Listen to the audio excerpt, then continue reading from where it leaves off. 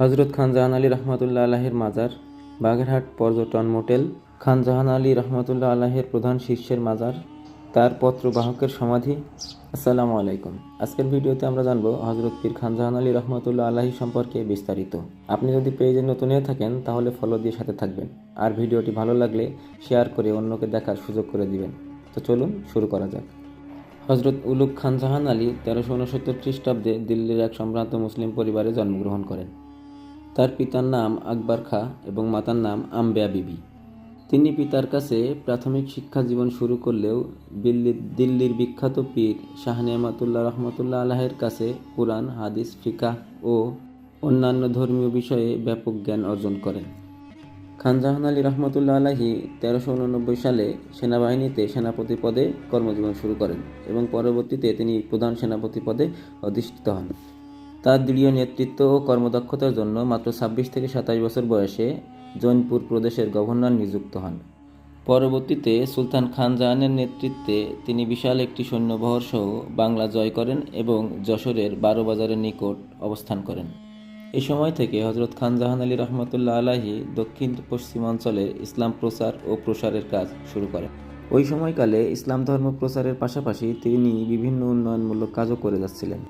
বিভিন্ন ধর্মীয় স্থাপনা, রাস্তাঘাট সহ তার সময়ে করা অনেক পুরাকীর্তি এখনও দক্ষিণ অঞ্চলে মাথা উঁচু করে দাঁড়িয়ে আছে। বঙ্গোপসাগর ও সুন্দরবন সংলগ্ন দক্ষিণাঞ্চলের জেলা বাগেরহাটের মানুষের পানির সমস্যার সমাধানের জন্য তিনি পুকুর খননের উদ্যোগ গ্রহণ করেন। খান জাহান আলী দিঘি, ঘোড়া দিঘি সহ এ অঞ্চলে তিনি প্রায় 360টি পুকুর ও দিঘি খনন করেন, যার মাধ্যমে তিনি এ অঞ্চলের মানুষের খাবার পানির ব্যবস্থা করেন। 60 গম্বুজ মসজিদ তার সময়ে স্থাপিত একটি প্রাচীন স্থাপনা। এছাড়াও তার আমলের 10 গম্বুজ মসজিদ, 9 গম্বুজ মসজিদ, 1 গম্বুজ মসজিদ সহ অসংখ্য স্থাপনা এখনও এই অঞ্চলে মাথা উঁচু করে দাঁড়িয়ে আছে।